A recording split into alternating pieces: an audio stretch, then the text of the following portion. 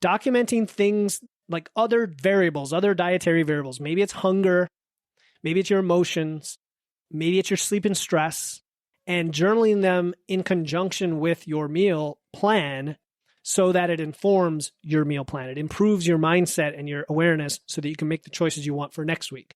Simple as that. That way you know that the meal plan you came up with is or is not aligned with the goals. Welcome to the Wits and Weights podcast. I'm your host, Philip Pape, and this twice-a-week podcast is dedicated to helping you achieve physical self-mastery by getting stronger, optimizing your nutrition, and upgrading your body composition. We'll uncover science-backed strategies for movement, metabolism, muscle, and mindset with a skeptical eye on the fitness industry so you can look and feel your absolute best. Let's dive right in. Wits and Weights community, welcome to another solo episode of the Wits and Weights podcast. In our last episode, 111, the anti-diet athlete mindset with Sherry Shaban, Sherry and I challenged your conventional wisdom on dieting and fitness as we looked at why diets fail, the nuances of transformation versus results, and how you can transform your identity into that of an athlete. Today, for episode 112, the perfect meal plan, we are going to unlock your physique's full potential without being a slave to restriction. I'll explain why those one-size-fits-all diet plans are holding you back and arm you with the science-backed strategies you need to customize your own perfect meal plan, a dynamic and flexible meal plan that balances your energy needs, macros, micros, fuels your workout performance, and supports your metabolism. And of course, it's not just about food. You'll learn psychological tactics that will keep you adhering to your plan, smashing those plateaus, and tasting the freedom that comes with flexible dieting. If you're tired of feeling stuck in a meal planning box and want to turbocharge your journey to your ideal physique without the restriction, save this episode as your game plan. Most importantly, listen all the way through because there is so much gold here in terms of strategies, plus the exact step-by-step method I like to use to construct the perfect meal plan. So there's a lot in this episode. With that, let's get into the topic, the perfect meal plan. First, we have the one-size-fits-all meal plan. When someone says, hey, do you provide meal plans in your coaching? Or can I see a meal plan? Or an existing client might even ask for a meal plan. What they're asking for is a list of meals or snacks with specific foods or potentially recipes organized by throughout your day that potentially have calories and macros listed that meet a certain plan for calories and macros. This is what I call the one-size-fits-all meal plan or the template meal plan. And this is the epitome of a singular, rigid method that supposedly can meet the needs of everyone. But we know, in fact, research shows quite the opposite, both for dieting, for training, and really for anything in life where we're trying to be consistent and hit a goal and make progress, that a one-size-fits-all where you have rules, good and bad, and restriction is going to cause the opposite of what we intend. It's going to cause you to stick to it maybe for a month or two, is what the research shows in terms of the meal plans, and then you're going to fall off the wagon because there is a wagon. And we don't like wagons, but that's a wagon.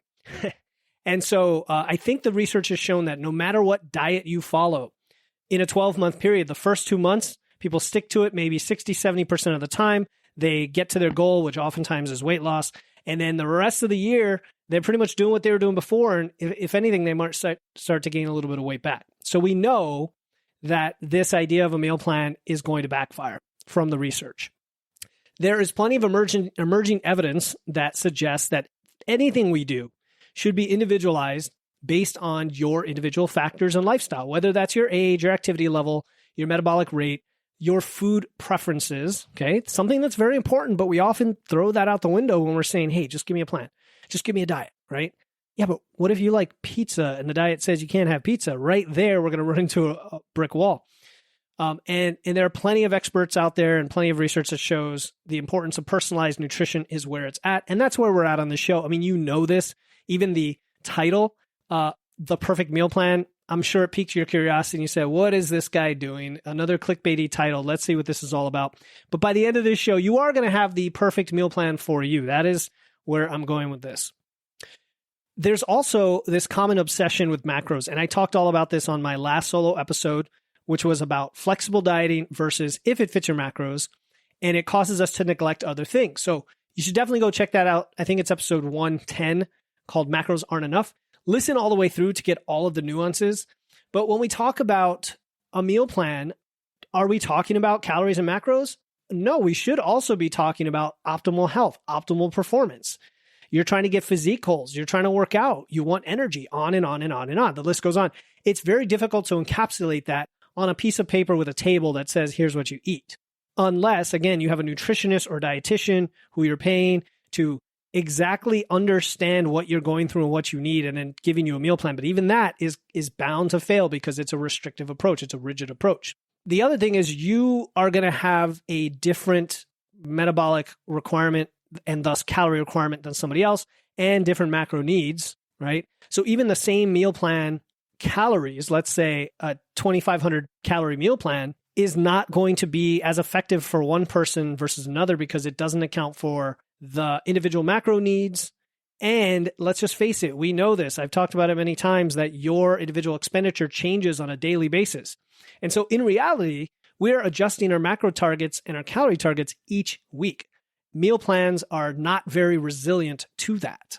There are also some nutritional timing assumptions when we have meal plans. The fact that a meal plan assumes a certain number of meals, certain meal frequency, certain meal timing. First of all, we know that meal timing is somewhat important. It's not as important as the basics, energy, macros, even micros. But it is somewhat important depending on how much you care about your performance and your workouts and so on. Here's the thing, from day to day, your life changes. Things happen. The nutritional timing needs to be flexible enough to account for that. So timing in a templated one-size-fits-all meal plan becomes another barrier to adherence, is my point. It becomes another thing where if you don't quite hit it, what do you do, right? And what if you miss a piece of a meal or a piece of a snack? Where does it go in the day? You've just succumbed to the all or nothing thinking, which is exactly what we try to avoid, what we do avoid here. There's also food quality, right? A meal plan doesn't always account for that. I mean, to be fair, I get that if somebody is giving you a meal plan and they're an expert, they're probably including lots of whole foods in there. But that brings up another challenge of what if you don't want all whole foods and you want a little bit of, something, a little indulgence here or there. You want some flexibility to substitute something out. It really doesn't account for the quality indulgence part of that without sacrificing something along the way. And then meal plans don't let you learn. It's like giving somebody a fish instead of teaching them to fish, right? Learning to track and adjust and become intuitive over time, because I think ultimately true intuitive eating is within your grasp, but most people fail to go through the initial process of developing the intuition. And a meal plan is just another way to say, here's the answer, maybe, and it's not even close to the real answer, instead of teaching you the skills, right? And I always like to say that with my clients, it really isn't about coaching, it's about teaching skills. Coaching is just part of the process, but the skills are what you take for life. And then finally, no matter how effective a meal plan might seem, it is just not sustainable. It is really like any diet. If it's not dynamic, then it's not sustainable, period. Okay, so that's kind of my diatribe to get things started. And I could just end the podcast right there and say, okay, so the answer is there is no perfect meal plan and it really has to be customized. But I don't think that's very helpful, and that's probably not why you're tuning in. I've actually broken this podcast into 3 segments. That was the first segment. Now I want to talk about a whole bunch of psychological strategies. And this list was a lot of fun to put together because I've been thinking a lot about this topic lately, posting on it, listening to other podcasts, doing research. And at the risk of overwhelming you, I want to give you some things to think about in the mindset department that have nothing to do with food. I mean, food is involved, but they're not like food choice. So that if one of these really resonates with you and you hadn't considered it before, I've just added something in your repertoire that you can use when constructing your meal plan. Because the last part of the podcast, please stick around, is going to be step by step. How do you do it, right? How do I do it? How do my clients do it? And so on. So psychological strategies for success with meal planning. Here we go. The first one is surrounding consistency. Okay, consistency is king. Regular meal timing, that is having a routine every day, the same types of meals, mainly the timing of the meals is what I'm talking about, has been shown to increase metabolism and regulate your hunger signals. The idea that you eat roughly the same time every day, just like when you go to sleep the same time every night, is now aligned with your circadian rhythm. And that gives your body a sense of relief that it doesn't have to fear scarcity or a lack of food, and therefore it kind of relaxes on its conservation of energy, therefore burning more calories. So you don't have to eat the same food every day necessarily, but if you keep your meal timing consistent, it can help. So that's the first one. And all of this is going to come into play when you put together your meal plan, because you're going to think, okay, how do I make it adhere to some of these strategies? The second one is the classic 80-20 principle, the Pareto principle, right? If you can select 80% whole, nutrient-dense foods and leave 20%, or you can do 90-10, but 80-20, 20% of indulgences, that is going to go a long way toward a sustainable plan. It just is. It just is, because the first thing that happens when you go on a restrictive diet is you cut things out, and guaranteed one or more of those things are things you like. And there's something just wrong with that. Just as a human, if you tell me I can't do something, oh boy, I'm already hitting resistance right from day one.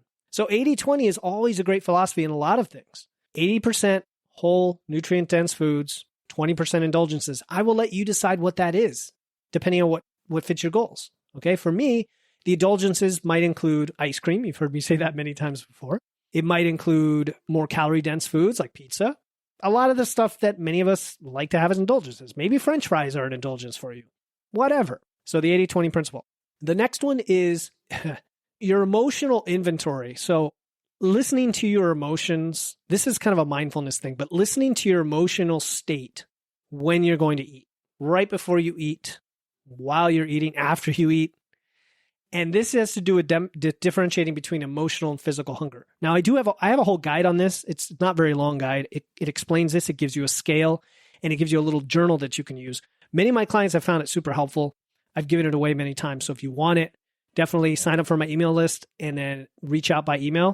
Reply to my first email and say, hey, Philip, you mentioned this hunger guide, this hunger scale, and I want it. So let me have it, and I'll give it to you. So the idea here is that hunger is a complicated thing. It is driven by hormonal signals, but it's also tied to our emotions. And so when you're going to eat, being aware of your emotional state when you eat and potentially documenting and journaling it so that you know whether it's physical or emotional, right, psychological, can be very helpful when you decide how to construct your meal plan. Because, for example, you might find that later in the afternoon is when you are at most risk of emotional eating, of binge eating. And instead of trying to hammer away the problem, you can accommodate the fact that you get hungry at that time and maybe shift some of your calories to that point, right? That's just one approach. The next strategy is, I'll call it planning for perfection, but preparing for reality.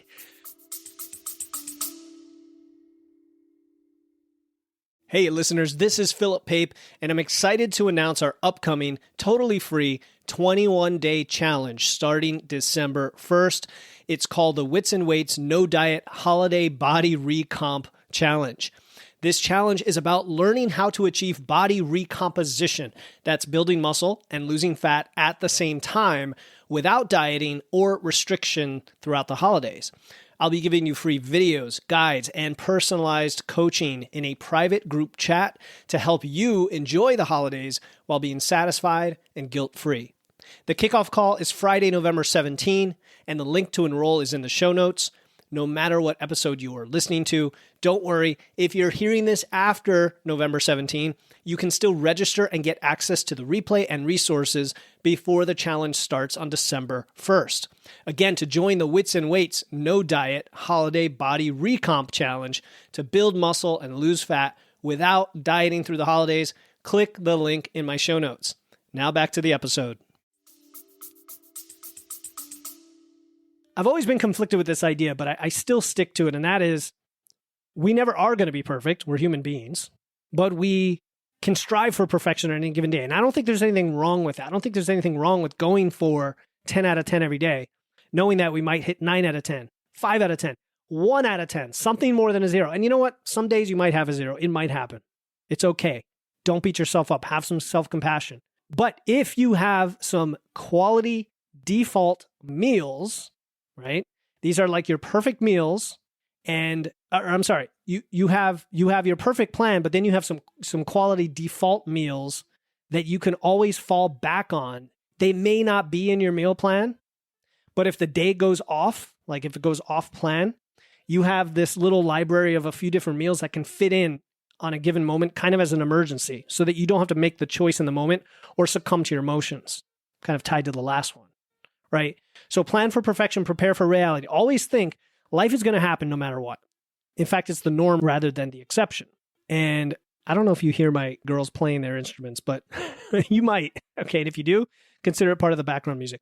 Okay, so where was I going with this? Yes, always have default meals available. Now, these default meals could be, for example, a small dish of casein powder with almond milk that you put in the freezer as like an ice cream substitute for when you get a sweet tooth late at night, for example, right? And this is just the idea that if emotions get the best of you, you still have an emotionless strategy to fall back on. Okay.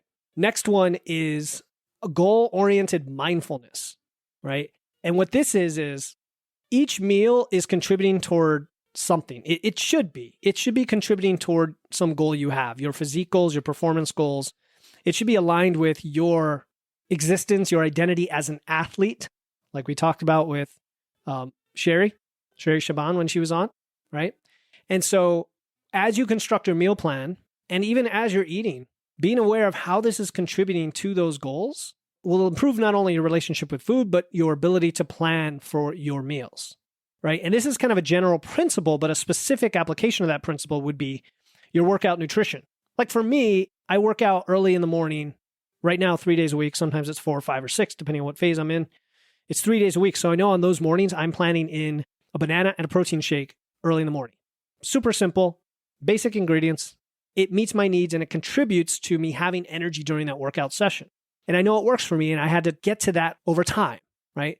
Sometimes I tried it completely fasted. I realized, no, I don't have energy doing that. Sometimes I tried eating more food, like maybe oatmeal. No, the fiber in that causes it to digest too slowly, and I don't have a lot of time before I work out, so that doesn't work. Too much food in my stomach, et cetera, right? These are all goal-oriented. They're not emotional or just, hey, I'm just eating to eat. Now, that's not to say that food can't be delicious. I'm okay if these are not mutually exclusive things. Okay, next thing. I really love this one. I want you to think of batch cooking. Okay, meal prep, like on the weekend when you just batch cook some proteins or carbs or something. I want you to think of that as self-care, as an act of self-care. Rather than a chore, it's an act of self-care. Why? Because you are eliminating a ton of stress from the week. You're eliminating emotional decision-making from the week, and you're creating something that's going to perfectly fit into your meal plan. It's going to be ready to go. It's going to be super easy to execute. It's almost like you had a workout plan for the week and you've actually got all your sets done. And now you just have to kind of log them as you go, because honestly, eating is not as hard as lifting, right? Okay. So think of batch cooking as self-care. Now, the act itself of the batch cooking, of course, itself can be a fun thing. You can do it with your family. You can put on some music. You can have your favorite beverage or snack as you do, whatever. I don't care. Watch the football game. Make itself an act of self-care. But I'm just saying that the stress you reduce from doing it is also a gift to yourself during the week. I've got a lot more for you where this is coming from, so please stick around. This is an epic episode here. Don't know if I meant it to be, but it will be. The next one is the growth mindset. You might know Carol Dweck. She's the author of, oh boy, is it Grit? Oh man, this is terrible. I can't think of the book, but it's really the fixed versus the growth mindset. To me, every failure in life is an opportunity for growth. Everything. So your dietary and food planning mishaps are all opportunities for growth. Meaning if you are thinking in a personalized meal planning context, that gives you the opportunity then to try it out, see what you learn. If it doesn't work, great, that's information. Learn from it, revise. You can't do that with a fixed meal plan. You just can't. So this is the beauty of making your own meal plan and using that as an opportunity to learn about yourself. Okay.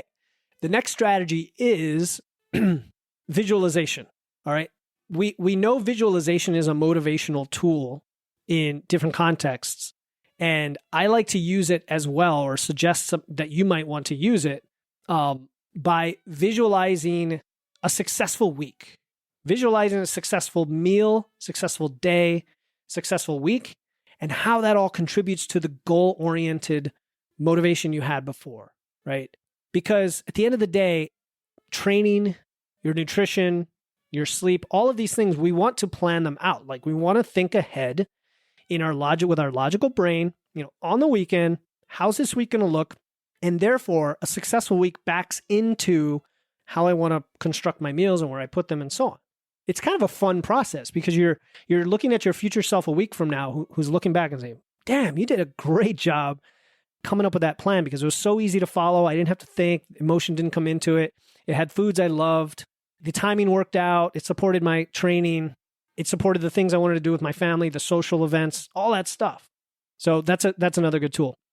The next one is always important when we talk about food, and that is the perception that food is fuel. It's not a reward. Even though food can be delicious, you can anticipate it. If you have like a refeed day or a day where you've shifted calories for some fun event, those can still be fun, enjoyable, rewarding experiences, but not specifically because of the food. Food is not something you withhold from yourself. Food is something you give to yourself to nourish you and your goals and your values. And because of that, when you do the meal planning, you can then not think of it as, oh, I'm going to save up for a cheat day, so much as on any given day, I want to support my goals, and here's how I'm going to do it within the whole context of the week. And I keep saying a week because a week is a good timeline for a meal plan. I wouldn't go beyond that. If the subsequent week is going to be similar, great. You can reuse the meal plan. And in fact, what you'll find is that in reality, if you're using an app like MacroFactor, you're going to do a lot of copy and paste because you'll get into a routine where your meal plan is really just your normal routine, and therefore you could just copy to the future and not really even have to think about it as much or plan for it as much because you've already experienced the meal plan multiple times. Anyway, food is fuel, not reward. Okay, the next thing is think about the preemptive strikes that you want to account for in your week. And what this is, for example, a high protein snack before a situation that would tempt you. Like if you know there will be emotionally charged situations during your week or situations where there might be alcohol involved or there might be a lot of other people involved where you get distracted. And these are normally the situations where you might overeat. Bam, put your meal plan to work for you by shifting what happens before that point to minimize the chance of doing what you don't intend to do. And that could be something like having a lot of protein an hour before that event, so now you're not as hungry. It could be shifting calories, whatever. But be preemptive. That's the way I like to think of it. That's an element of planning. Okay, the next one is social accountability. And this is simply recruiting your spouse, friend, family member, community member, coach, whoever is on your side and supports your goals, and sharing your meal planning goals with them, sharing ideas, maybe asking them for ideas. Maybe they also use MacroFactor like you, and you can share recipes, right? That's perfectly easy to do. You can take a meal that you like to eat, turn it into a recipe and share it. Say, hey, this is what I like for my lunch while I'm in fat loss, right? And so just like with anything else, the act of meal planning can be a social experience to enhance your commitment. Okay. The next one is, Carl's going to love this. Carl Berryman, if you're listening, you're going to love this. And this is daily or weekly journaling associated with your meal planning. And this goes back to what I talked about during the flexible dieting versus if it fits your macros episode of documenting things like other variables, other dietary variables. Maybe it's hunger, maybe it's your emotions, maybe it's your sleep and stress, and journaling them in conjunction with your meal plan so that it informs your meal plan. It improves your mindset and your awareness so that you can make the choices you want for next week. Simple as that. That way you know that the meal plan you came up with is or is not aligned with the goals we talked about earlier. So that's journaling. The next one is called the one more rule. This is kind of the tiny habits of meal planning. Incremental changes. If this is your very first week doing it, how successful do you think you're going to be if you literally just plan the whole week out and it's completely different than anything you've ever done? It's going to be tough. Even though you've planned it out, it's still going to be tough to meet that. You're not setting yourself up for the best success, in my opinion. I would add one or two things the first week, one or two things the next week, and so on. For example, adding extra vegetables to your existing meals, like continuing to eat similar to what you were, but adding a vegetable, adding a protein. And again, I'm always a fan of adding in, which then crowds out what you don't want and what is not aligned with your goals. So you can do the same thing with meal planning. First week, just take what you would normally eat and add in here and there strategically and continue to build week after week. The next one is decision fatigue. You're probably familiar with this concept, the idea of paralysis by analysis, that you have so many choices that you can't even make a single choice. And so when it comes to meal planning, I'm not a big fan of big fancy recipes. Even though I have recipe guides if you want them, I'm not a fan of using that for meal planning. I would rather you have a very limited set of food choices and then you just mix and match. I mean, really limited. It could be as simple as 2 meats that you batch cook, one that you use for lunch, one that you use for dinner, 2 carbs, and then several vegetables, right? Like 2, 2, 2. That goes for lunch and dinner the first week. Just keep it really simple, almost boring, sure, right? And if it's too boring, mix it up. That's totally up to you. But if you have enough foods, even if it's a short list, they'll make a lot of different permutations, right? A lot of different combinations. Hey, this is Philip, and I hope you're enjoying this episode of Wits and Weights. I started Wits and Weights to help people who want to build muscle, lose fat, and actually look like they lift. I've noticed that when people improve their strength and physique, they not only look and feel better, they transform other areas of their life, their health, their mental resilience, and their confidence in everything they do. And since you're listening to this podcast, I assume you want the same things, the same success, whether you recently started lifting or you've been at this for a while and want to optimize and reach a new level of success. Either way, my one-on-one coaching focused on engineering your physique and body composition is for you. If you want expert guidance and want to get results faster, easier, and with fewer frustrations along the way to actually look like you lift, go to witsandweights.com and click on coaching, or use the link in my show notes to apply today. I'll ask you a few short questions to decide if we're a good fit. If we are, we'll get you started this week. Now, back to the show. So again, I do have a guide to help you with meal planning that I give to my clients. And again, sign up for my email list, witsandweights.com/email, and then reply to me and say, hi, I want the guide for selecting food. And it's got proteins, fats, carbs, fruits and vegetables, a short list with all the information about them. So you can easily mix and match from very commonly available foods. And then it does have sample meal plans. Again, I say that with caution because they're just ideas of how you can put things together. But decision fatigue is important, so keep the choices limited at first and start to get it more complex over time. Okay, the next one is, I think this is the last one on my list of strategies, is habit stacking or anchoring your habits. So this is pairing your new habits with existing routines. And this could be not just the act of meal planning itself, although of course, if you want to like turn on your favorite music or podcast while you're coming up with your first meal plan, that's fine. This is more making sure that the meals and the timing of the meals align with your schedule such that not that you're eating and doing something else at the same time, because that's not always recommended, but you're guaranteed or almost guaranteed to actually eat those meals. Because one of the problems I see early on with clients is they actually struggle to eat all the meals, even if we have it planned in there. And part of the problem is you're not planning for success. You're not anchoring the meals to your lifestyle, right? And pairing those habits with what you already do. And so it could be a matter of, for example, anchoring them around your workout. That's a nice solid one. It could be anchoring it around a walk. So like, you know that you eat and then you walk. It could be anchored around the habit that you normally have where you go to the vending machine and get a candy bar. It could be in that slot as instead, right? That, okay, I'm going to have my protein snack. A lot of ways to do this. The one other thing I actually forgot to add to my notes, but I'm going to mention it, is if you're using a food logging app, for example, MacroFactor makes this very easy to do. Use the app as your meal planner. Use your app as the meal planner. It doesn't mean you have to map out your entire week, but you can map out what looks like a successful day. Extremely common strategy that I propose to clients all the time who tell me, hey, you know, I really am struggling to get the protein, and I see it in their data. And again, when you work with me, it is not about 100% adherence at all. There's a lot of flexibility because I would rather learn who you are and your patterns than beat you on the head for not hitting a number. That's not the point. The point is to learn about you and find out how we make things more successful over time. So using macro factor and saying, okay, well, you need 150 grams of protein and you're regularly getting 100. Let's map out tomorrow while you're in a logical, cool-headed state today and figure out where to make that happen. Conversely, let's look at your food logs for the last few days and see why we couldn't quite get there. Where's the opportunity to add in a little more protein or add in an extra meal or alter your food choices, right? A lot of different ways to skin a cat.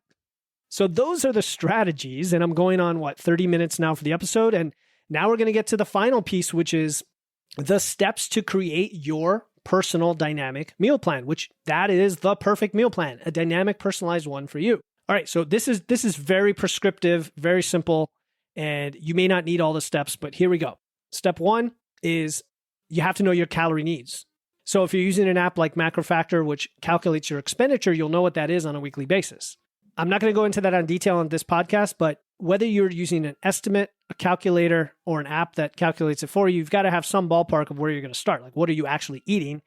And those calorie needs are going to be based on your calories that you burn every day. That's your maintenance calories, right? Your total calories burned.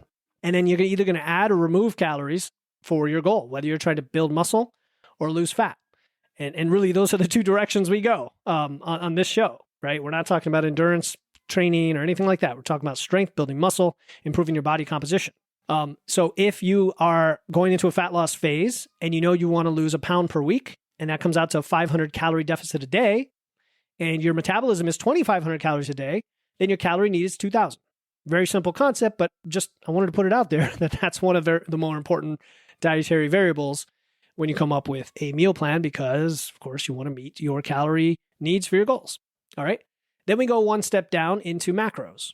Okay, now we have our calorie needs. We want to set our protein, fats, carbs. I'll just repeat the general guidelines that I like for that. For protein, we're going to go with around 0.8 to 1 gram per pound of your target body weight. So if your target body weight is 180, we're talking 150 to 180 grams of protein. I like to do fats next. I know some people go with carbs next, but I like to do fat next because all of us listening here are building muscle. So we want to have carbs, like a decent amount of carbs left if we can. It's not always possible when we're in fat loss, for example. For fat, I would anchor it at 30% of your calories, right? So if you're going to consume 2,000 calories, 30% of that is what? 600 calories. And then you divide 600 times 9. I'm actually trying to pull up a calculator right now and do that. And that would be 67 grams of fat. And then the rest goes to carbs. So that's a super basic rule of thumb. Now, how might that vary? Well, if you're in a fat loss phase, you might want a little more protein. Or if you're in a muscle building phase, you could do with a little less. If you've come from a keto background, you like to eat a lot of higher fat foods, you can up the fat a bit and reduce the carbs, vice versa. A lot of ways to skin it, okay?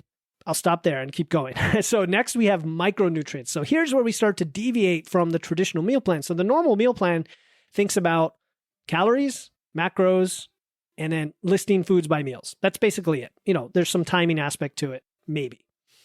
But we're going to go deeper than that because the next thing we care about is micros. And if you go back to the strategies I talked about, 80-20, 80% nutrient-dense foods, 20% other, you're going to get there. You're going to get pretty close to what you need. So if 80% or more of your foods are whole nutrient-dense foods, you're going to have foods rich in essential vitamins, minerals, fiber. So fiber is not a micronutrient. It's a subset of carbohydrates, but I really think it's important to spike it out and think about the number and aim to hit that number. But again, you don't have to have a giant spreadsheet or anything. If you go with the 80-20 rule, you're probably going to be covered or pretty close to it because most people are like the opposite. They're like 60 or 70% processed foods and like 30 or 40% whole foods. So if you're just doubling your whole foods through proper meal planning for you, for your goals, because why do we want nutrient-dense foods? We want micronutrients. We want to mitigate hunger. We want to feel full. We want to feel great. We want to support our goals. We want to be healthy and so on. Okay.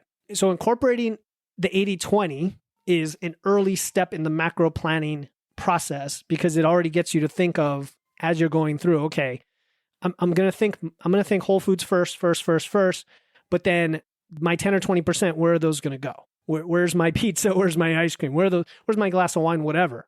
where's that going to go? Like, actually plan it in.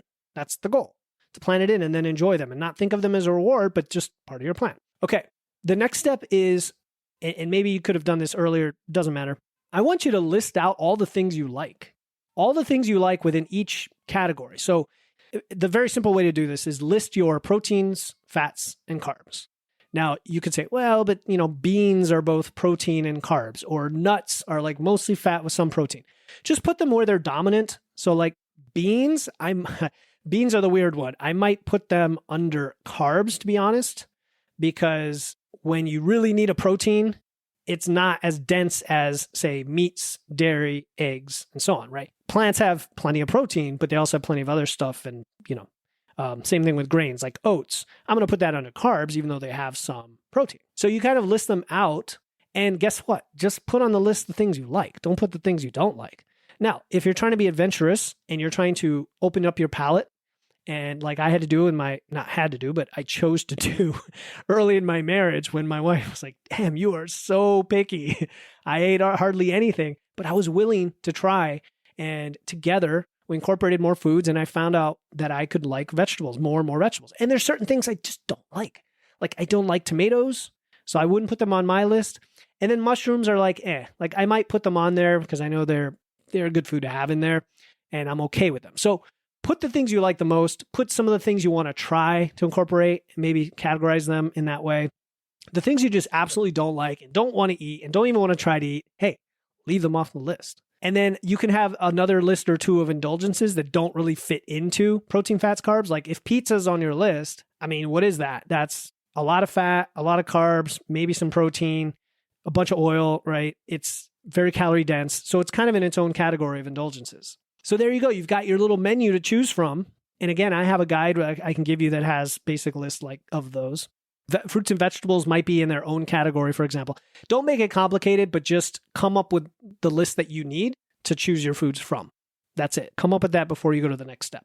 The next thing is you definitely are going to want to have a way to measure your food if you're tracking your food to that level. So if you're tracking it to the gram level, having your food scale, and I kind of throw this in here just to make sure you're prepared. So when you get to the meal planning or the execution part, if you're planning out 100 grams of potatoes, how are you going to know you ate 100 grams of potatoes, right? Now, you could use quantities like one medium potato and stuff like that, but I'm really a big fan of just normalizing everything, just making it all grams, weighing your food, doing that for a while until this becomes intuitive. Because if you're using a meal plan, it's because you don't quite have that intuition yet. And I get it, right? Because that's where we all start from. You don't have that yet. And so we want to be very precise. I prefer more precision to less. You don't have to do it that way, but just be aware that you want to be prepared for it, for controlling the portion measurement, especially initially. Okay. Next on your meal plan checklist is the frequency and timing that aligns with your lifestyle and metabolic needs. And that could include workout nutrition. So this is pretty straightforward. For most people, there are routine days and not so routine days. And for most people, that's weekdays versus weekends, or training days versus non-training days, or some combination, right? Training days, non-training days, weekends, and oh, by the way, I love to go out partying every Saturday night. And so that's its own little day. Fine. Whatever it takes, each of those days has its own unique plan. Make sense, right? We're not going to have one plan that we do every day. Even though I would say that is ideal, in reality, you're not going to do it. Just admit it to yourself right now. You're not going to do it. You might do it for 2 weeks, but you're not going to keep doing it. Why? Because that's restrictive. That's rigidity. That is what we're trying to avoid. Okay? A plan that works on a day that it's easy to execute the plan is not restrictive. It's just having a plan. But a plan that you're trying to force into a day where it won't be easy to meet the plan, and you know that, is restrictive. That's the difference. Okay? So I'm very passionate about this stuff, as you can tell, because there's so much BS out there. But meal frequency and timing. What does this look like? Take a typical day, let's say a non-training day, that's in the middle of the week, and very simply, map out your meals. That's it. Map out your meals and your snacks, your indulgences, everything. Like put it all in there. It might be breakfast, lunch, mid-afternoon snack around the time that you normally get hungry, and then dinner and maybe a dessert or a pre-bed snack if that's what you want or need for your goals. And then do the same for your training day, do the same for the weekend, and then put it all together. Put it all together for 7 days. And that's going to tell you a lot of information because does it fit? And by fit, I mean calories and macros, right? Let alone all the other stuff, which is driving your decision of what foods to pick. But calories and macros, are they fitting? And so that's why I like to look at the whole week, because your training day may have more food than your non-training day if you want to do it that way. I don't recommend that initially. I'd rather just keep it pretty consistent, and then you can shift things around from that. But you may decide right now that no, on the weekends, I'm going to have more calories. So I'm going to make that happen in my plan. Fine. That's your lifestyle. Okay. So meal timing and frequency, set that up, plan it out for the whole week. I kind of alluded to this already, but the next thing I would do is to pre-schedule all of your indulgences so that you can adjust other things around it. So once you've got your typical day, and I kind of missed telling you this, but when you plan out your normal day, you don't have to have indulgences in the default meal plan, let's say, but then you'll realize, where do I want indulgences? And you may decide, I'm going to, instead of having a dessert every day like I do now, maybe I'll have one 3 times a week, or I'll have it only on the weekends. And I'm going to plan that in that way.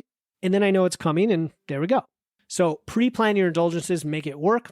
Another way to do that is just leave an open spot of probably fats and carbs, let's be honest. Most indulgences are fats and carbs. And leave an open spot. I would do this sometimes during a fat loss phase when it starts to get a little hairy there at the end. I get lean and the calories are somewhat low. I might reserve, say, 200 calories at 8 p.m. if I go to bed at like 9:30 or 10 for a little bit of protein and some carbs. And I know I just said fats and carbs, but for me, that was like protein pudding, for example. And I would do that just in case because I knew that, hey, I might get hungry. I didn't always take advantage of it. I would sometimes accommodate earlier in the day and maybe have a bigger dinner and just not have it. Or I would end up with less calories for the day, which was fine as well since I was in fat loss. It generally worked out. Okay. Then you are going to take those days that you just planned and make sure that you have the right lifestyle factors accounted for. So this would be, for example, variety, right? I don't want you to eat the same thing every day if that's not going to be enjoyable for you. But you may have the same breakfast every day. You maybe even have the same lunch every day for the week. And then next week you switch up the lunch. Like the way I do it, I've been eating the same breakfast for years. My lunch tends to be similar during the week. And then the next week I might switch it up. Like I might have a different meat. I might go from chicken thighs all this week to lean ground beef all next week, as an example. So the idea here is not just to have a fixed plan for the week, but options for yourself. And so what this might look like is some different example days. So for your routine day in the middle of the week, you might have a couple versions of that and you just kind of rotate back and forth. Okay. Now, this might all seem overwhelming. I'm not saying that you have to have all of this written down per se. It's more of being conscious of it. And it could be just the next day. It could be the 2 days ahead that you do that. Just putting that out there. Okay. Flexibility. Okay. Now, once you've got all that, guess what? Next, it's time to execute. So the first step to executing is shopping, right? You create a shopping list based on the sample days. You think about whether you want to do some meal prep, some batch cooking, if it's convenient, if it helps you with your self-care and reducing stress.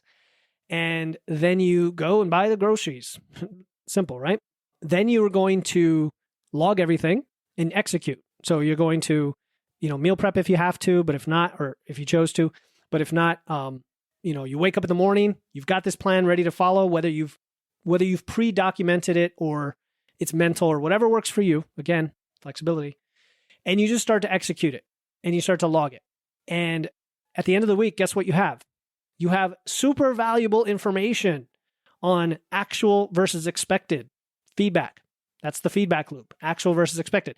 So anything that you missed, you reevaluate and you say, why did I miss it? Is it okay that I missed it? Do I need to switch something up? Is it tied to psychological hunger? Is it tied to something that came up in my life? And how could I better accommodate that in the future? And on and on and on. It's all a detective game, let's say. It's at least, I enjoy this. You can hear it in my voice with my clients when they come in and they check in for the week and they're a little bit discouraged. My check-in back to them will always be positive because I know that discouragement comes from the fact that they disappointed themselves and didn't quite meet their plan. And for me, I look at it as, now we have this amazing information that we can grow from, growth mindset. You're going to be even better this week and the week after and the week after. You're just going to constantly grow. And this is awesome. This is an opportunity. And so I love having all that information logged because then it's easy to see what's going on. Okay. The next thing, I don't want to forget this in all of this detail, but please do listen to your body all the time and pay attention to your body's responses, and then let that also serve as information for the meal, even if you're not writing it down. If you constantly get digestive issues and you can tie it to what you ate, come on, that's telling you the information right there. Stop eating that. Like, stop eating that thing and make a change. Maybe it's less of that, a different version of that, cutting it out altogether, switching to something else, whatever. That's your body telling you what you want to do. Okay. And then all of this is an ongoing process. So I would say not only do you make adjustments potentially every week, but as the weeks go on, you become more attuned to your body and you get into a routine, it almost becomes easier to adjust at that point because you can pick out where changes cause outcomes, right? Like if you all of a sudden start to experience something and you've only changed this one thing in your meal this week, that could be the culprit, right? It gives you more sensitivity to your own body and to your meals with that awareness. Okay. This is a lot. Like I said, it's a lot. So now you have the answer. You have the answer, the perfect meal plan, which is simply the one that works for you. And so now you're equipped with multiple ways to get there, multiple strategies, step-by-step approach. Hopefully I didn't miss anything. If I did, please reach out to me. But I think that'll get you going quite a way along the road to success. If you need some help putting one together, okay, again, I do not do meal plans. I do not give people meal plans. However, if you join my email list and then you reply to let me know that you listened to today's show, right, episode 112, and you want my free guide to creating your own meal plan, I will send you a guide that gives you a list of foods, that gives you sample meal plans for inspiration only, and it gives you foods sorted by protein density, meaning all the types of foods for steak, for example, sorted by which ones have the most versus the least protein, which really helps because when you're in fat loss, for example, and you're trying to play this little Tetris game of keeping the protein high, but the calories low and enough carbs for energy, and it can be difficult. But I find that starting with very high protein density usually makes the rest of the equation fall in line pretty easily. So that's why I provide that in there. If you want it, go to witsandweights.com/email, join my list, and then just reply to my email. I answer every one. I'm a human being. I love conversation. So do that. Go to the link in my show notes or go to witsandweights.com/email. All right. In our next episode 113, barbell training for physical therapy and injury prevention with John Patrizzo. Oh, this is an awesome one. John is a physical therapy consultant throughout my rehab journey, and he's just a master at combining barbell training with rehab. You don't find that too often in the industry, and he's going to teach you a lot. We discuss how he marries those two worlds. We're going to challenge conventional wisdom. As always, we're going to give you a framework that could drastically change your approach to injury prevention and rehab. It did for me. You'll learn why strength isn't just about lifting weights and why barbell training could be your secret weapon against not just injury, but mediocrity. Please subscribe or follow the podcast right now in your podcast app. Please pause or go into the app, whether it's Apple Podcasts, Overcast, whatever, Spotify. Click either follow or subscribe, whatever they call it, and you'll get notified and automatically download new episodes. It also helps me. It helps the ranking of the show, the more subscribers there are. So don't just download willy-nilly, actually subscribe, and that will help others find the show. As always, stay strong, and I'll talk to you next time here on the Wits and Weights podcast. Thank you for tuning in to another episode of Wits and Weights. If you found value in today's episode and know someone else who's looking to level up their wits or weights, please take a moment to share this episode with them. And make sure to hit the follow button in your podcast platform right now to catch the next episode. Until then, stay strong.